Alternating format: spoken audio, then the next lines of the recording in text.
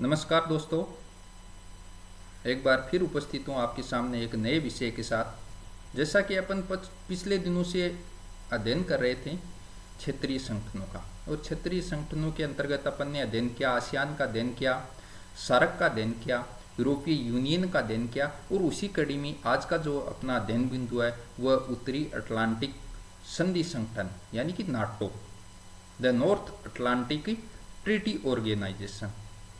जब शीत युद्ध की शुरुआत हुई थी अमेरिका और सोवियत संघ रूस के मध्य, तो उस दौरान अनेक सैन्य संगठन बने थे, और उन्हीं सैन्य संगठनों में से ये एक संगठन था नाटो।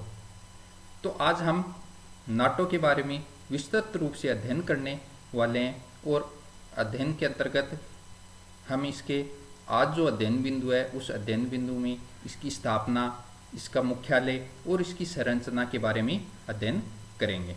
तो सबसे पहले अपन चलते हैं कि नाटो है क्या, इसको निर्माण किस लिए किया गया था, इसका उद्देश्य क्या था। तो नाटो जैसा कि अपने को पता है, नाटो एक सैन्य संगठन है। कैसा संगठन है? एक सैन्य संगठन है। और किस लिए बनाया गया था? सोवियत संघ की जो विस्तारवादी नीति थी, उस विस्तारवादी नीति को रोकने के लिए इस संगठन का निर्माण किया गया था।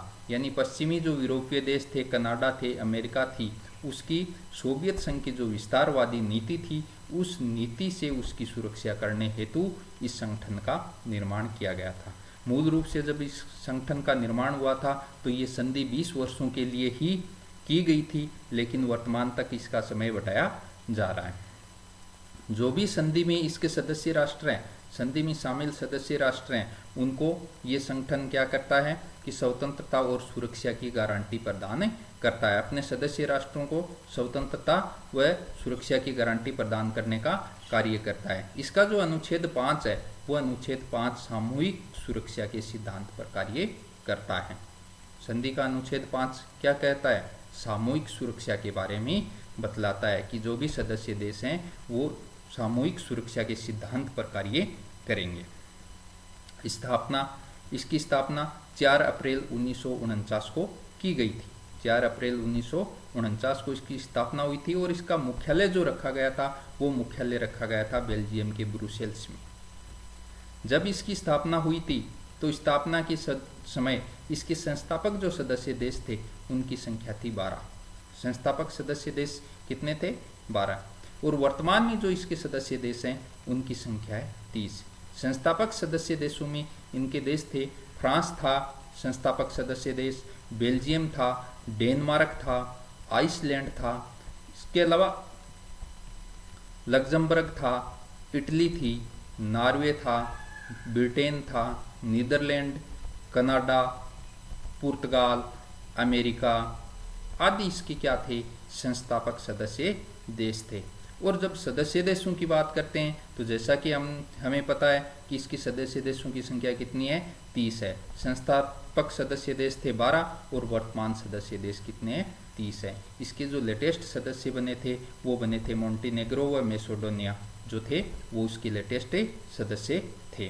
तो इस प्रकार जो 30 सदस्य हैं वो निम्न प्रकार हैं: Albania, Greece, Portugal, Belgium, Hungary, Romania, Bulgaria, Iceland, Slovakia, Canada, Italy, Slovenia, Croatia, Latvia, Spain, चेक गणराज्य, लिथुआनिया, तुर्की, डेनमार्क, लग्जमबर्ग, यूके, ये क्या हैं?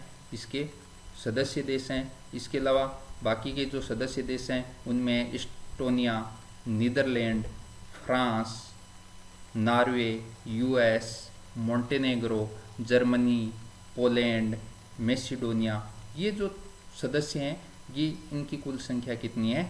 30 है। जब संरचना की बात करते हैं तो इसकी जो संरचना है उसमें 4 अंग है।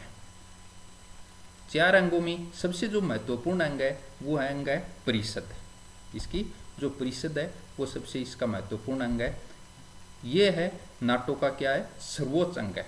और जितने भी इसके सदस्य राष्ट्र हैं उन सदस्य राष्ट्रों के जो मंत्री होते हैं वो मंत्री इसमें शामिल होते हैं। मंत्रियों की ये एक परिषद है।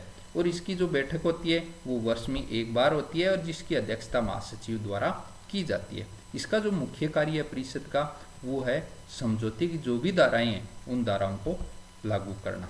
तो जो परिषद है वो सर्वोच्च अंग है और इसका मुख्य कार्य क्या है? समझौते की धाराओं को लागू करना इसका मुख्य कार्य है।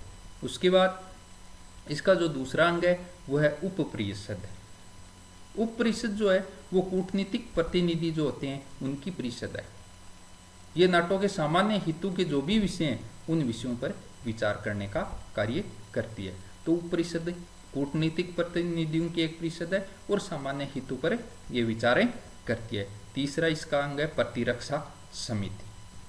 जो भी नाटो के सदस्य देश हैं उन सदस्य देशों की जो भी प्रतिरक्षा रक्षा मंत्री हैं उनकी ये एक समिति है और ये प्रतिरक्षा संबंधी रणनीति तथा नाटो और गैर नाटो के देशों में जो भी सैन्य संबंधी विषय होते हैं उन पर विचार करने का कार्य करती है। यानी प्रतिरक्षा संबंधी प्रतिरक्षा का ही कार्य करती है। जो कि नाटो के सदस्य देश हैं और गैर सदस्य देश हैं उनके मध्य जो भी सैन्य विषय हैं उन पर विचार करने का कार्य करती है। सैनिक समिति, इसकी चौथी समिति कौन सी है? सैनिक समिति। ये जो सैनिक समिति है इसमें जो भी सदस्य देश हैं उन सभी सदस्य देशों के सेनाध्यक्ष शामिल होते हैं और जो भी नाटो परिषद है और जो प्रतिरक्षा समिति है उन दोनों को क्या करती है? ये सलाह देने का कार्य करती है। तो इस प्रकार इसके चार अंग है। संरचना के रूप में चार अंग अपन ने देखे कि चार अंग में एक परिषद है जो कि इसकी महत्वपूर्ण अंग है और ये समझौते की धाराओं को लागू करने का कार्य करती है। दूसरी है उप परिषद जो कि कूटनीतिक प्रतिनिधियों की परिषद है और ये सामान्य हितों पर विचार करती है। तीसरी है प्रतिरक्षा समिति जो कि प्रतिरक्षा मंत्रियों की एक समिति है और प्रतिरक्षा संबंधी कार्य ही करती है। चौथी है सैनिक समिति जिसमें इसके सदस्य देशों के प्रतिरक्षा सैनिक सदस्यों के सेनाध्यक्ष जो भी सदस्य हैं इसके सदस्य देशों के सेनाध्यक्ष इसमें शामिल होते हैं और ये नाटो की परिषद और उसकी प्रतिरक्षा समिति को सलाह देने का कार्य करती है। तो इस प्रकार आज हमने देखा इसकी संरचना के बारे में, इसका स्वरूप क्या है, इसका निर्माण किस लिए किया गया, इसकी स्थापना कब हुई, इन सब विषयों के बारे में आज हमने अध्ययन किया। अगला जो अपना बिंदु है उस बिंदु में अपन इसके उद्देश्य है, इसके कार्य आदि के बारे में अध्ययन करेंगे। तब तक के लिए धन्यवाद। जय हिंद। देखते रहिए अपना जो चैनल है political hub for you. Thank you. जय हिंद।